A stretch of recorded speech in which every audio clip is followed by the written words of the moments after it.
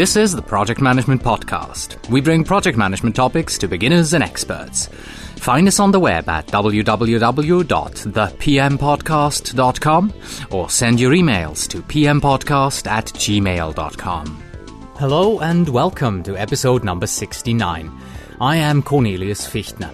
This is the Project Management Podcast for the 19th of May 2007. Sigma. Sigma is the 18th letter of the Greek alphabet, and the lowercase sigma, it looks kind of like an O with a little line at the top. That is the symbol used to depict the quality management approach called Six Sigma. Six Sigma is a system that was originally developed by Motorola to systematically improve manufacturing processes by eliminating defects. It was defined as a metric for measuring defects and improving quality, as well as a methodology to reduce defect levels below 3.4 defects per million. Six Sigma has come a long way and is a respected methodology. Our guest today is Stephen West, who is a Six Sigma black belt and works for a financial services company. We explore the Six Sigma program of his company, the projects that he has worked on, and learn what being a black belt has done for him. But let me start out with just 3 brief announcements, then we'll follow up with a long list of helpful resources, and then we'll get right into the interview. First of all, donations. Yes, let me remind you once again, if the Project Management Podcast is of value to you, if you enjoy it, if you can use it in your daily work, why not consider donating? We are still in the process of upgrading our recording hardware so that we can improve the sound quality. Yes, the sound quality is pretty good, but we want to go even a notch higher here. And to say thank you to all of those among you who have already donated, we now have a thank you page on the homepage as well. So stop by on the homepage. See that we now have the donate button on the right-hand side on every page, and click on the thank you page as well. I want to say especially thank you to Lon Adams as well as David L. Davis, who both have donated generously. Thank you both. And especially with David. David was actually one of our interview guests, and considering that one of the interview guests is donating money to the podcast, that means a lot to me. Thank you very much. Then, as you stop by, just underneath the donate button, you will see that we have a new poll up. We would like to know a little bit more about the software that you use at work, so I created a 3-question poll on this particular topic. I'd appreciate it if you would stop by there and let me know what email system you use at work, what operating system your primary work computer is on, and whether or not your company has a company-wide collaborative project management solution. Thank you for that input. And finally, I wanted to let you know that our sister podcast, the Project Management Prepcast, will be changing the price. We started out with an introductory price of $24.99. On June 10th, this price will change to $39.99, which will still buy you all 77 episodes of this podcast. That is 30 hours of PMP training for just $39.99. So if you're planning to take the exam anytime within, say, the next year or so, I recommend that you sign up now, save $15, and then simply keep the episodes on your computer or on your MP3 player and listen to them when you begin your actual studies. Nobody says you have to delete them. Save some money there. All right, and that was it for our brief announcements.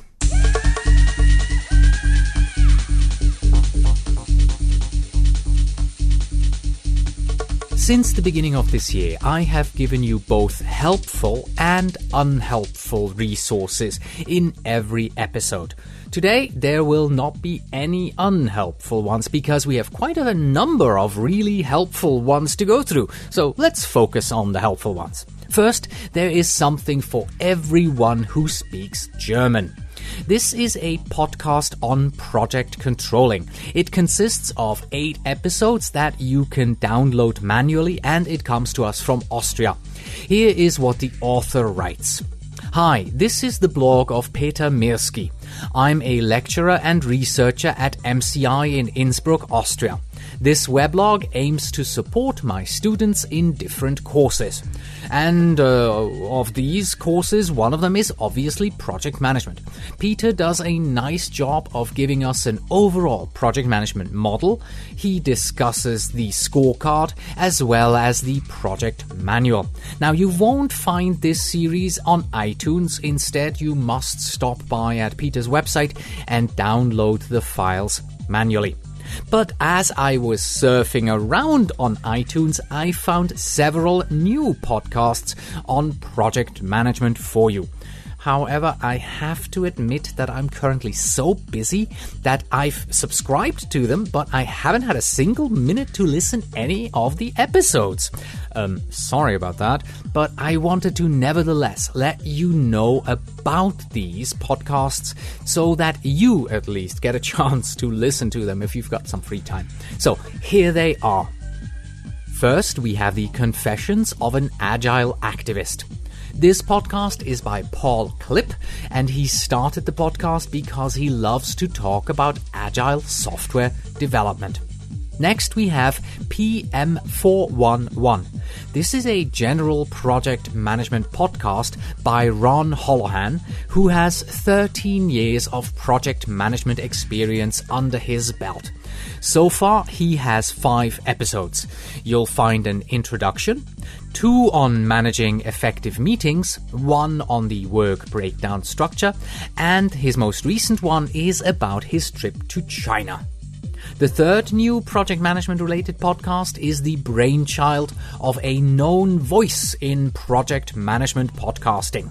And that is Dina Henry Scott from the Controlling Chaos podcast, who is also a member of the PMI Sacramento Valley chapter. And under her leadership, the chapter is now producing the PMI SV Cast. They are still at their very beginning. Their first 2 episodes are on dynamic project scheduling and how to be productively disruptive in a crazy world. Next, we have the podcast called Project Management Business Analysis Trends from ESI. From what I can tell, the 4 episodes are all readings of white papers that have been written by ESI. The fact that they are readings does make it a bit more of a dry podcast than if you have an engaged host and interview guests who talk ad hoc about project management. But if you don't have time to read white papers, hey, this is definitely the way to go. The next podcast is called Project Management War Stories. What a fantastic title for a podcast. Project Management War Stories. Very well chosen. Wayne Thompson has done 1 episode on this podcast so far, and he will continue to feature interviews on project management. This first episode is on the art of project management, and from what I have heard so far, the sound quality is very good, and to me that is always a good sign of a good quality podcast. Yes, and these are the 6 new project management related podcasts that I have found out there. If you have found more, then please send me an email so that we can share this knowledge and we will all learn more about project management that way. And this is in fact what Olaf Behrens did. Olaf wrote to me to let me know about a great website which is our next helpful resource, and it is called the Project Roadmap. This project roadmap is available in German, English, Chinese, and French. And here is what Olaf writes to me. Here you will find a 1 square meter large mind map-like drawing with all the hard and soft factors of project management according to the GPM, which is the Gesellschaft für Projektmanagement. I like it as a creativity tool in a project office, or as a reminder to keep in mind when starting a new project, or as a checklist when the evaluation of an existing project has to be done quickly. You can print this, so find a wall that is large enough, and if anyone ever asks you, what is it that a project manager really does, you can simply point to the wall and say, that's what I do. Alright, so let's finish off today's helpful resources with 2 resources that are in fact related to our main topic, Six Sigma.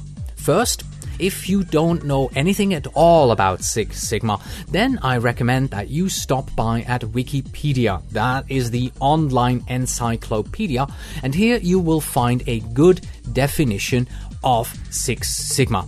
And as you are reading it, you will learn a lot, and you will see that Six Sigma started out in manufacturing. And as you will hear in just a moment, my first question to our interview guest will be, how does Six Sigma translate over into the banking world? And that is what our final helpful resource is going to talk about. It is an article titled Six Sigma at Citibank.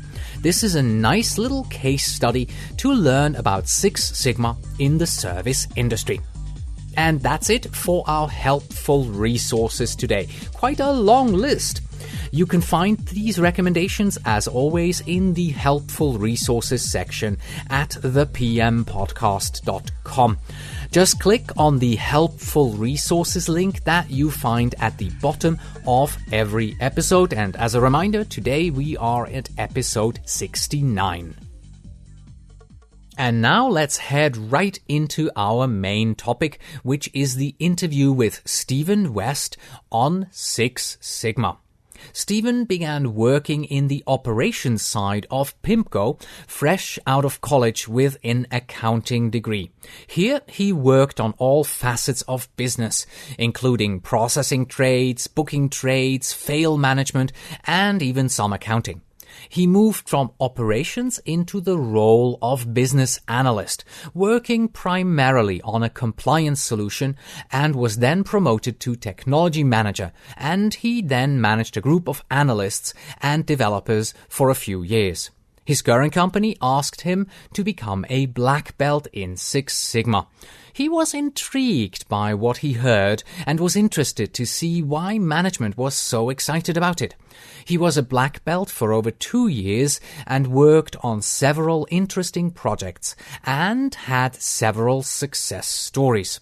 The commitment was for 2 years, so he has now moved back into operations and is in project management for strategic projects which encompass both the business side and the technology side of his projects. Enjoy the interview. The Project Management Podcasts feature interview. Today with Stephen West, Vice President, Business Operations Project Management.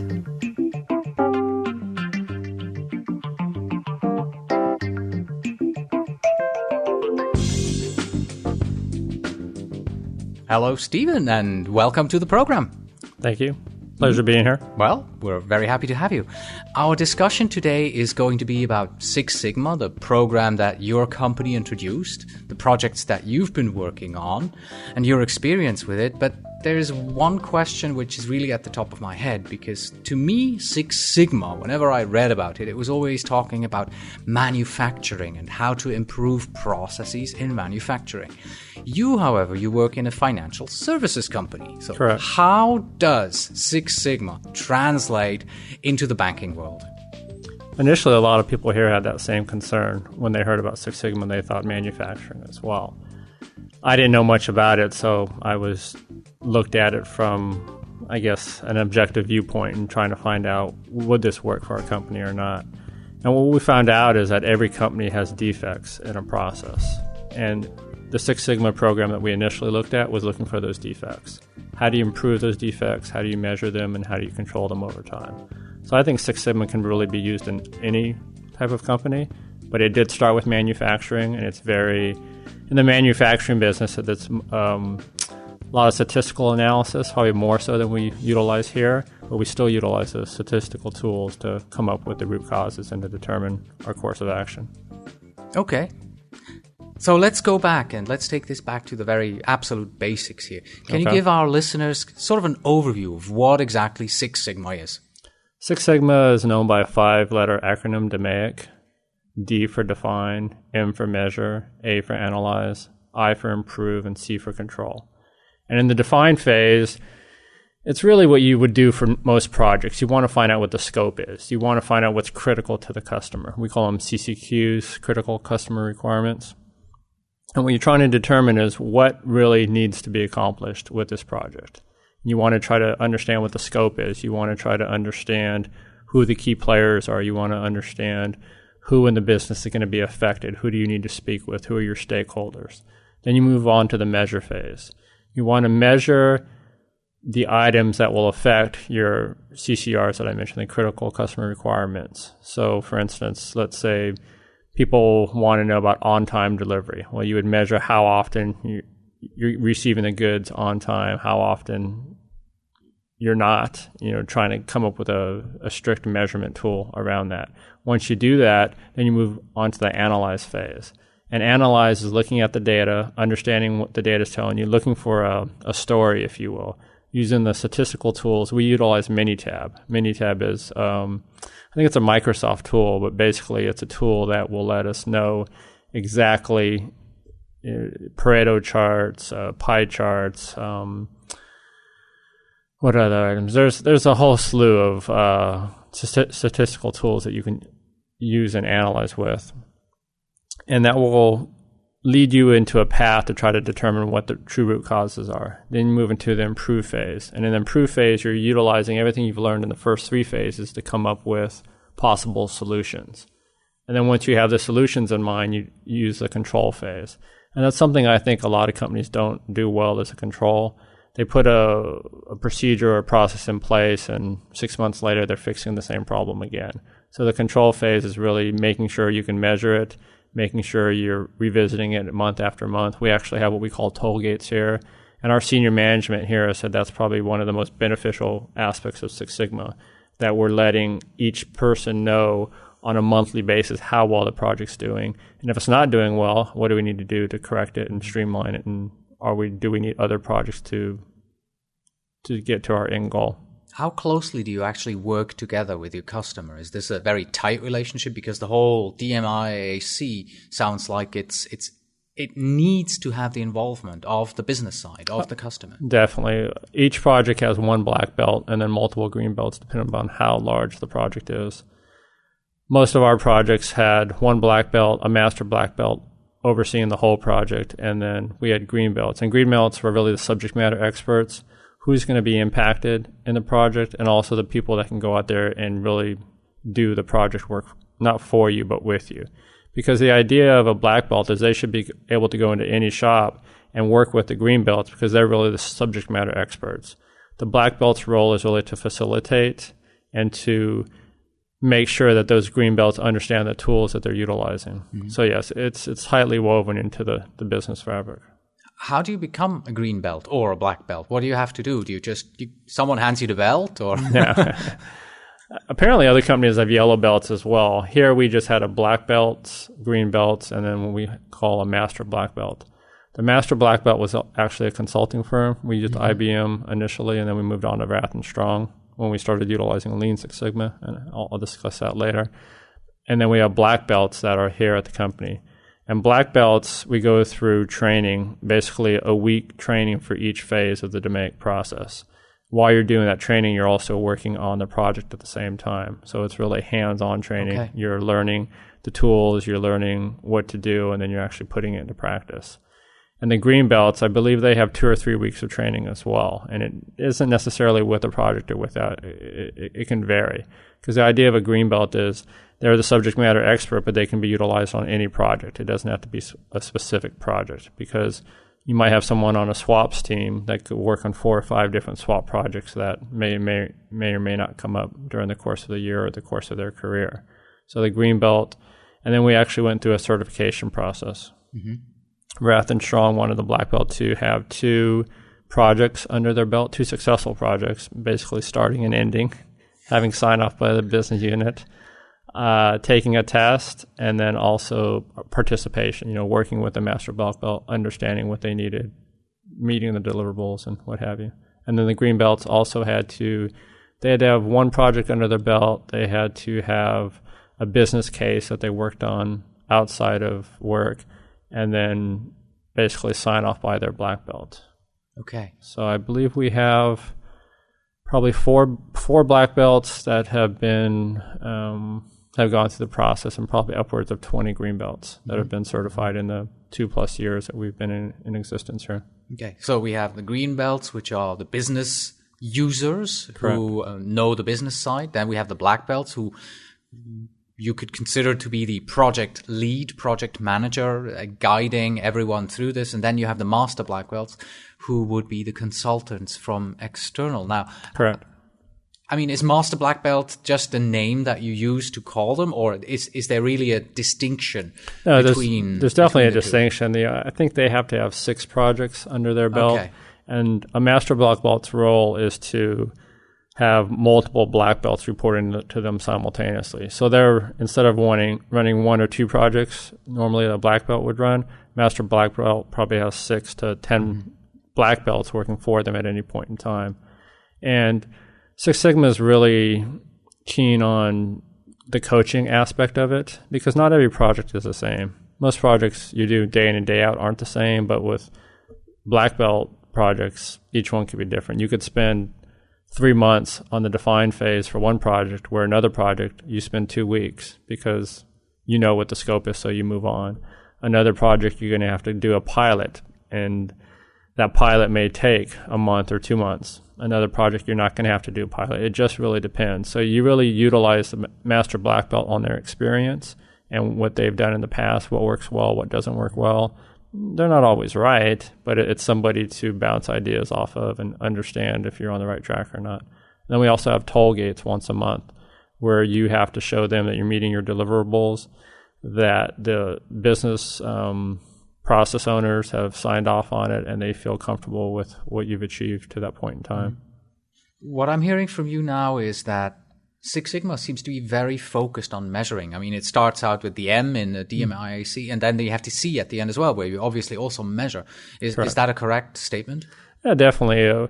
When you think about it, a lot of projects come and go because of people's gut feeling. They think something might be wrong, or they have, I know how to fix this, and you just go and fix it. And I used to be one of those people that I was given a problem, I'd spend a week figuring it out, and I'd fix it. But 6 months later, I'd be coming right back to the same problem because I didn't really understand what the root causes were. And when you say root causes, people look at that term and they try to determine, okay, what does root cause really mean? Well, root cause is what's really causing the defect, what's causing the slowdown, what's causing the business flow to stop mid-stride. And once you determine what those are, then you can work backwards to actually correct them. But until you know what a root cause is, you're just throwing darts at a dartboard and hoping you hit the right number, if you will, but that doesn't always occur. Does Six Sigma force you to use this structured process, or is it just the way that it was implemented in your company? I think it was pretty much the way it was implemented here, because we kept the Six Sigma name here. Other companies, PIMCO, for instance, they have something called Op Excellence, but it's basically Six Sigma. But they don't utilize green belts. They just utilize black belts because they didn't want to go into the business units and take away those resources, take away that time. So there's all different ways you can handle it. We tried to stay as strict to the guide as we could because we're initially starting out. We didn't want to start any bad habits. And we've adapted over time as well. Initially, we thought, okay, let's just have one black belt who has that's all they do the whole day. They spend their time on Six Sigma projects. Now we've moved to, well, let the green belts give them a project, but don't expect them to spend 100% of their time, and they can still do their day-to-day job as well. Mm-hmm. And that's working out quite well, too. And it gives more empowerment to the business staff to get projects done, to see that they're getting done, and they're able to utilize the skills because they've already gone through the training, the majority of the training, so now they can actually utilize the skills on a day-to-day basis. Have you seen green belts moving up to the black belts? Yes. Oh, okay. That's good. When did your company actually start the program? When was it introduced? It's probably 3 years ago, I want to say. I was one of the first black belts. Back then, we were chosen, quote unquote. And initially, what they were looking for is they were looking for who are change agents in the past. Not afraid to raise your hand and say, why are we doing this? I don't agree with this. People that had strong management skills, people that were willing and able to run a project, whether it be small or big, but working with all different levels of management. And then also people that had a broad understanding of the business. Because I work in the finance business, and I've been here several years, but a lot of the people that are part of Six Sigma, some will only have been in 6 months. They're just starting new. So it's really the black belt's role to teach them what they don't know, and you learn from each other. But the whole time, when you look at how they chose the black belts, they were just looking for people who were willing to make change. And since it was the initial phase, willing to take some hard knocks here and there, because this wasn't easy. It wasn't snap our fingers. The first thing you hear, and I'm sure a lot of people are thinking about this, this is fly by night. This is another business process change that we're going to do. Next month, we'll be doing something different. But that's not the case here. So, 2 questions almost wrapped into one here. If you say it wasn't easy at the beginning, you must have had good executive sponsorship, and you must have felt a lot of pushback also from the business users. So, who was your executive sponsor, and how did this person support you? And what kind of pushback did you get from the users, and how did you get around that? Yeah. Wendy Watson was the executive sponsor, and she... What's her role in the company? She used to be oversight of all North America in the business. Okay. And she utilized somebody at Boston, and she gave them... It wasn't her only role. Her time was focused on making this a successful project. So they worked very closely with the consultants. They figured out what worked well, what didn't work well. She came out here quite often. And we did a lot of training with the executive staff here because we wanted them to understand it. We wanted them to see the power of the program, even though we didn't quite know what we were getting into, but we wanted to buy into it. And this is something that's proven. A lot of companies have used this. GE, Home Depot, quite a few large corporations have utilized this concept. And it was something that we knew. I even remember in a meeting one time because we were getting pushback, and I finally said, well, if we don't do this now, when are we ever going to do it? Because we already had the resources earmarked. We already had somebody from corporate who was willing to work on this. But they were still at that time saying this is too much of a time commitment. Because remember, the black belts, their full-time position would be this. So I was managing a group of 8 people. So all of a sudden I was pulled out of the business, and now I'm working full-time as a black belt. Well, I'm also going to utilize 3 or 4 people on every single project, roughly 20% of their time. So everyone's saying, we're busy day to day here. How are things going to get better? Well, that was my point exactly, that if we don't spend time focusing on the process now, we're going to be at the same point 5, 10, 15 years from now. Exactly. Okay. What kind of pushback did you get? It was more along the time, really saying, I don't have people to give to you. They wanted the projects to be done in the group, but they didn't want to give us resources. So we had to get somewhat creative, and we had to utilize people outside of their business organization that we knew could help and assist us based upon their track record. Okay, so we use across departments. Exactly. We use people in technology. We use people in other groups that probably had more bandwidth from a day-to-day standpoint, because people in operations, every hour they're constantly busy, but as well as I do that there are some divisions that aren't as busy as others. That's always the case. Right.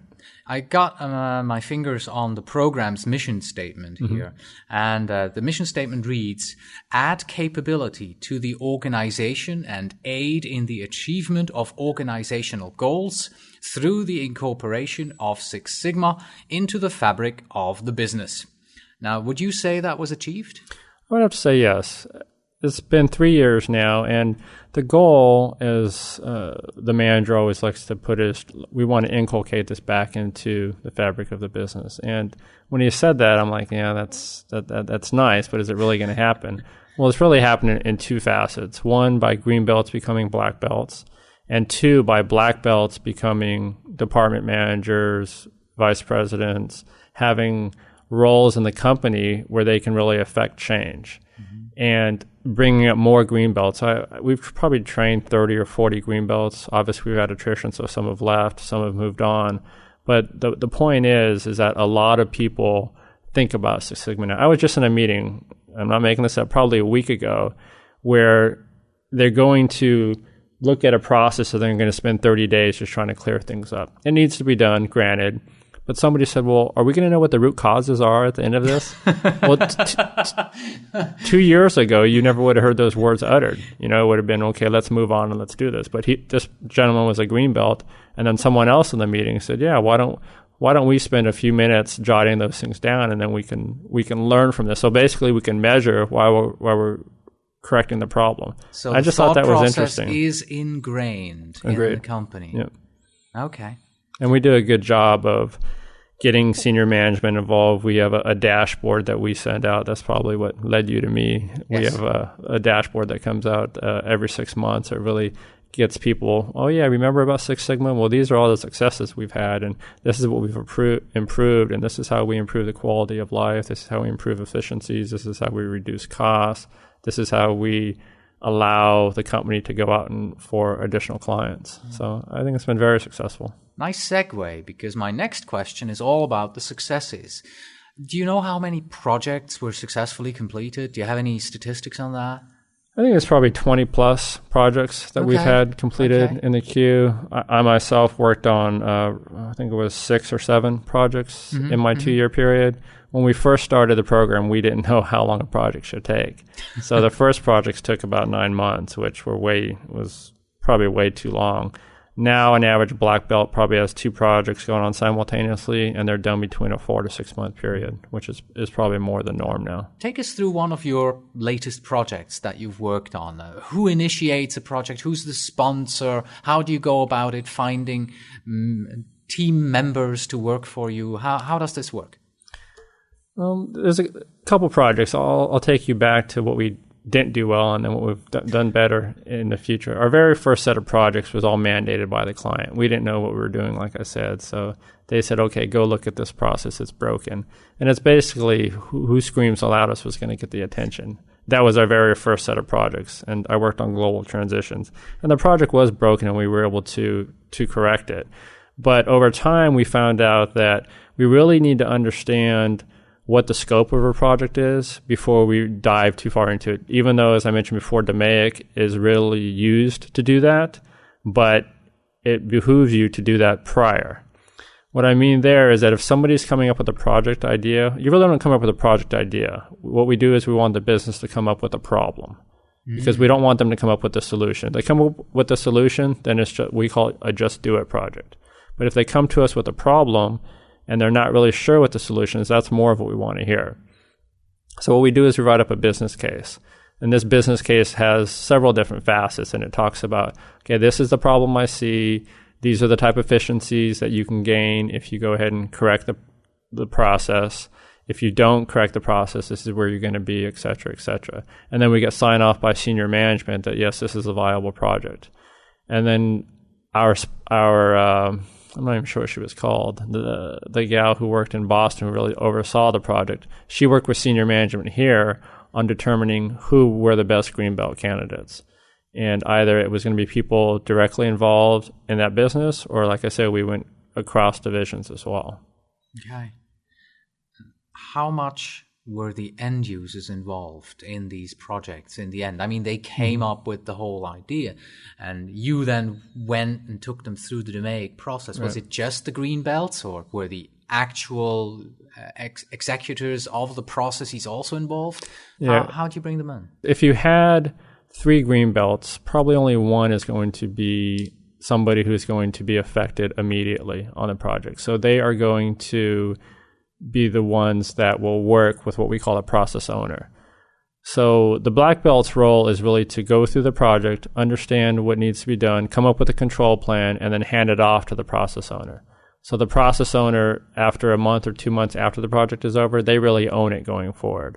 Okay. But the black belt's responsibility is to create that control plan. So if we get below a certain percentage, this is what you need to do. If we have this X amount of defects, this is what you need to do. You need to show metrics every month to senior management. You need to make sure that people are aware of exactly what the status of the project is and what successes we've had. Unfortunately, in some cases, what challenges we've had. But most of it, it's a success story because things are getting better over time. But like anything else, if you don't keep an eye on it, things can change. The way we handle trades could change. The way that we handle operations can change. You know, a lot of things change over time. So you want to make sure that you have a pulse on the business. It seems like there is a big ownership then on the business side for really executing the project. And it correct me if I'm wrong, but it sounds to me like you as the black belt, you more or less just guided them through the process and helped them to figure out their problem by themselves. No, not necessarily. The project owner really comes in on the back end. The black belt's role is to come up with the solutions and then also put the controls in place. But once the controls are in place, then the process owner takes over. Exactly. Okay, misunderstanding on my side here. All right. How much buy-in do you actually need to get from the business owners at the very beginning? I mean, do you bring them on at the very start to make sure that they are involved in the process, or how does that work? Yeah, definitely. Because if you bring somebody, if you're working on a project that somebody sees there's not going to be enough benefit to, or they feel your time could be best spent elsewhere, then they're going to tell you. And some people would tell you forcefully, others would be in a roundabout way. You'd have to figure out, okay, they don't want me focusing here. And that's part of the define phase. Because I talked about 20 plus projects actually being successful. There were probably 2 or 3 that weren't. But when I say success, I'm saying they made it through control. Some projects don't get that far, but that's still a success in my mind because we didn't spend the whole time trying to figure out if we really had an issue or not. After a month or so, we determined, this isn't as bad as people thought it was. This was one of those gut feelings again. And once we had data to support it, we no longer had to follow through with the project. Now, Six Sigma, the idea behind Six Sigma is to reduce defects. Do you have any numbers in terms of measurements of the defects that were reduced, of the process improvements that you did actually achieve with those 20 projects?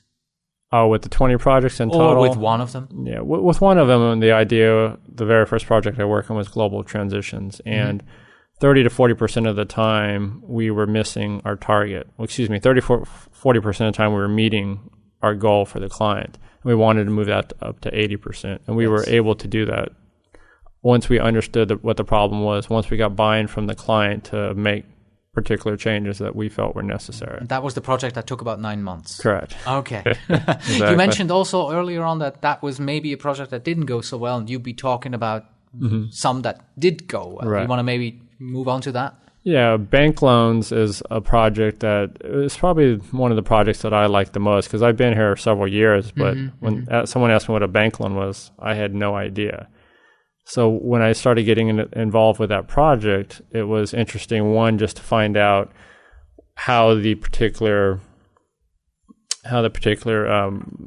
not the process so much, but that product itself worked, and then understanding really what needed to be done on that team.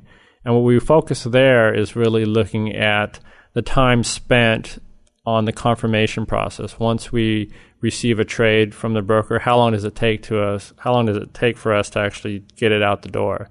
And that process, I think, was upwards of 10 days, and we reduced it down to 3 days in a relatively short order. Nice. And that project didn't take 6 months. That project only took 3 or 4 because we understood what the issues were easily. Again, we had to get the client's buy-in to make changes. But once you show data and you can convince them that by making these changes, it's going to be in their best interest, that they're more apt to do it. Let's go back to the early days of your project management career. What are the major differences between how you managed projects then versus how you would approach it now in Six Sigma? I think the biggest difference is really having more structure because a lot of the projects early on in my career, it was we need this done and we need it done in a week. People want action. They want it now. But as I mentioned, once you did that, you were coming back to the same issues down the road. And unfortunately, that's something that I had to learn the hard way. With this process, you're spending probably more time on the front end than you normally would on a project, but it helps you on the back end. You're doing process flows. You're understanding really what the customer wants.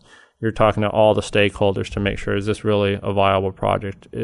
And if we are successful with this, is there going to be some, not necessarily recognition, but are people going to appreciate it on the back end? And then ensuring that we don't have to go and look at the project time and time again. Now, I know that you work in a very dynamic environment. Things move enormously quickly sometimes.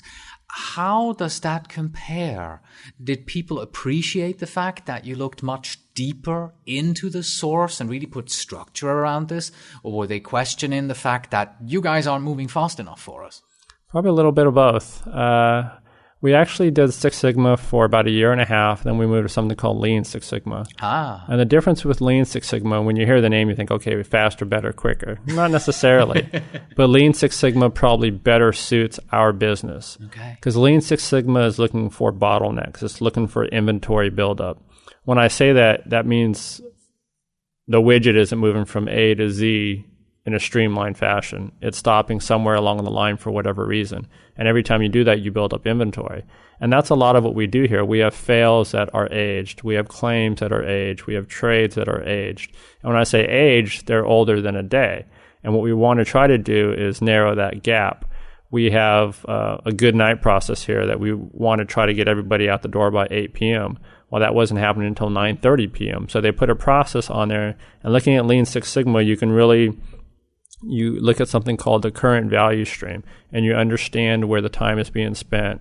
You can reallocate resources. You can figure out really what makes the most sense in that particular business. But Lean isn't quicker, and by no means, but it probably better suits our business. So now actually we're doing a hybrid of the two. On some projects, we're looking for defects. On other projects, we're really looking for the bottlenecks for the inventory. Okay. If your company were to start their Six Sigma project now, and they would ask you to join, knowing what you know, would you join it again? I think so, because as I said before, I can definitely see the change in the company. It's not going to happen overnight, but I think we've definitely gained a lot of efficiencies over time. We've made people's jobs a little bit better to come to. We've increased the work life, if you will. And senior management has appreciated what we've been able to do, because everybody who's come out of this program has moved on to a role greater than what they were when they were currently in the role. And that was never really promised to us, but obviously it's what we all expected. But we had to prove ourselves. Yes. We had to show that the system was viable. And it's still going strong now. There's several black belts, and now we've moved more to a green belt structure, but there's still 6 to 7 people working this on an active basis, and then with green belts helping those project leads as well. If it got started again, what would you do differently? What would I do differently? I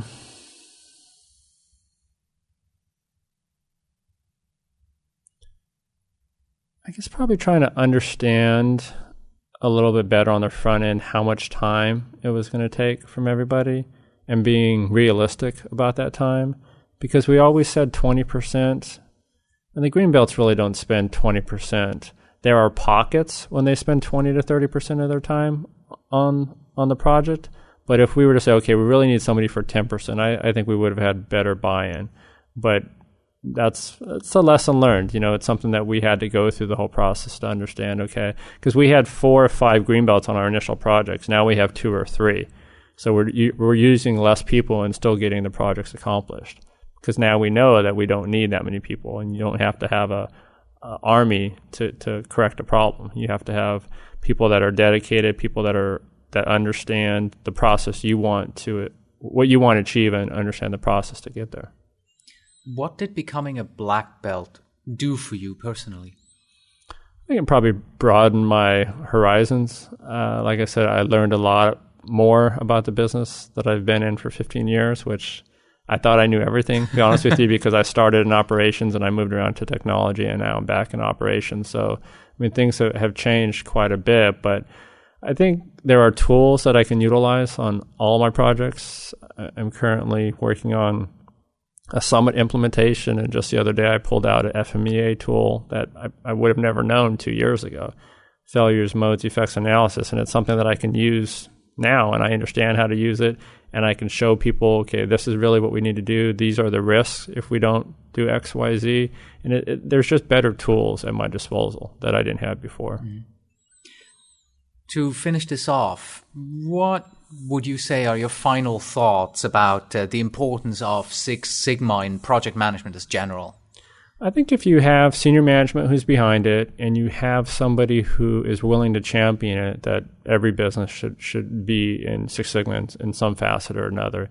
It's something that employees can learn from, senior management can learn from, and at the end of the day, you want to do two things if you're senior management. You want to improve the quality of life for your employees, and you want to improve the bottom line. Well, I believe this project does both of those things if you're willing to work at it and you're willing to take some of the bumps along the way. All right. Thank you. You're welcome. We end our interviews always with the same 10 questions. Okay. So let's move over to those. Are you ready? Sure. All right. Number one, what was your favorite project? I mentioned the bank loans project earlier, but I would have to say the Global Transitions project, not because of what I was able to accomplish during the project, but we made a recommendation to have what we called a dashboard. And initially we thought it would be on the wall in the trading room, and it would show all the transitions coming due and be a visual to everybody. Well, that was shot down. I'm like, well, we have to do something, because we're using spreadsheets, and it's a multi-billion-dollar investment firm that we manage, and it just doesn't make sense to me that in this day and age you can have something better. So it took me 2.5 years to convince the client to actually pay for this application, and they finally paid for it, and now it's being used around the world. So I take a lot of pride out of that. Mm-hmm. Number two, what project would you like to have managed? Probably swaps, looking at swaps from end to end, because now I'm involved. I have 3 projects now, well, not 3, 7 projects now that I'm focusing on swaps. So it would have helped me to have looked at that as diligently as you look at other projects, because I would have spent a lot of time up front. And I'm getting there now because I have to, but it would have been nice to have worked on this project in the past. Number 3, what is your favorite project management book? Probably idea mapping. I enjoy brainstorming, but there are so many other ways to do brainstorming. You don't have to make it sterile. You can actually make it fun, and you can learn a lot from it. Idea mapping. Do you know who is it by? I know. I don't recall. Number 4, what is the topic of the next seminar that you're planning to attend? I don't have anything in mind right now. My focus has moved. Like I said, I've worked in operations. I've worked in technology, so I've attended seminars on both sides. But right now I've been receiving a lot of literature on SIFMA, and that's something that is critical to what I'm currently working on. So if I had to say anything, it'd probably be in that arena. Mm-hmm. Number 5, what is the best way to make a project fail? Not understanding the scope, moving into it too quickly, yes. Not understanding really what the customer wants. Doing what you think is best, and we do projects for our customers, not for ourselves, and people have to realize that.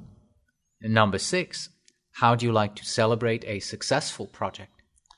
I usually try to make it both a celebration and also just talk about lessons learned. Talk about what went well. Usually we go to lunch or have a dinner and just celebrate the project, but at the same time, what would we have done differently? Because if you don't learn from your mistakes, you're going to repeat them. I think somebody said that. That's true. Number 7, in your projects, where do you focus most of your attention in order to be successful? I think accountability, just letting the people know that if you say you want something done on Friday, you have to follow up with them. We're all creatures of habit. Everybody likes to procrastinate. But if you let them know and you also show them that you're going to meet your deliverables, I think that goes a long way. So that's more of my style, is show or let them know that I'm not just there barking out the orders. I'm going to do what I need to do, but I also expect it from them as well. Number 8, I think you've already answered this one almost. If you weren't a project manager, what would you like to be? Because you've moved back into the business side, haven't you? Yeah. So what would you like to be if you weren't on the business side? Probably back in technology, actually, which is funny. The difference between the two is in technology, you're being told what to do, but you're giving a broad range of really what needs to be done. Where in the business, I'm working on a project, and it's, I don't know if that makes sense, but you have a lot more leeway in technology, in my mind. Because if you want to build something, yes, you're going to build it to the customer's requirements, but you're still going to say, what about if we do this, or what about if we do that? I sort of miss that right now, being in just strictly project management. Right. Number 9. What is the one thing that a project manager cannot live without?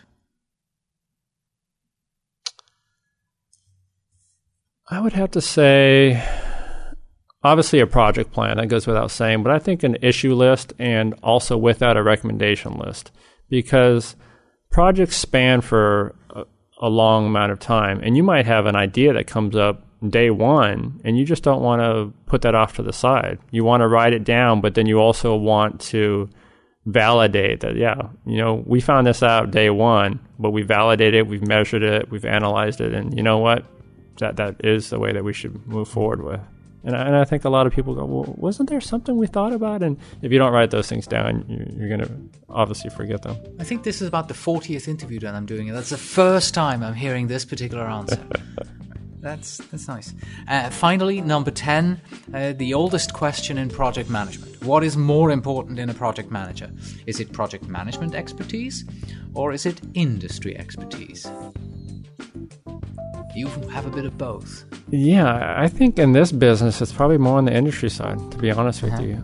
I think I could take my black belt role anywhere, but in this particular industry, you have to understand the nomenclature, you have to understand the business, you have to understand what people are talking about when they talk about certain terms. And here, more than anything else, we have to have a good rapport with the client. So coming in here within a month and someone going into project management, I don't think it would work well, because I worked with these people over at the investment firm for several years, and I can call them up quite easily and get what I need, or I can convince them or let them think that it was their idea on what I really want to happen. But in this industry, I would have to say industry experience, but black belts can be utilized anywhere. Brilliant. Thank you very much. Thank you, Cornelius. Appreciate your time. Thank you for having been here today. Thanks. You. And that was our interview with Stephen West on his experience as a Six Sigma black belt in a financial services company. That's it for today. Thank you very much for listening. Let me remind you again that you will find a link to purchase the book which Stephen recommended, and in fact all the books that any of our interview guests have recommended, in the helpful resources section of today's episode. A few weeks ago, we presented you right here on this channel an episode of the Controlling Chaos podcast. Last week, you heard an episode of the PM's Lessons Learned panel and conference calls. Now, please let us know if you liked these podcasts. You will find a poll in the right-hand side on every page of our website. Next week, you're in for a treat, because we are going to present episode 100 of the PMO podcast to you. We will be back again in 2 weeks with another episode, and if all goes well, it's going to be about virtual teams. As always, you can find us on the web at www.thepmpodcast.com, and if you're a PM who wants to become a PMP, you can also visit www.pmprepcast.com. And please send your emails to pmpodcast@gmail.com, and when you write, you know this, please tell me where in the world you are writing from. And finally, we have this. A verbal project plan isn't worth the paper it's written on. Until next time.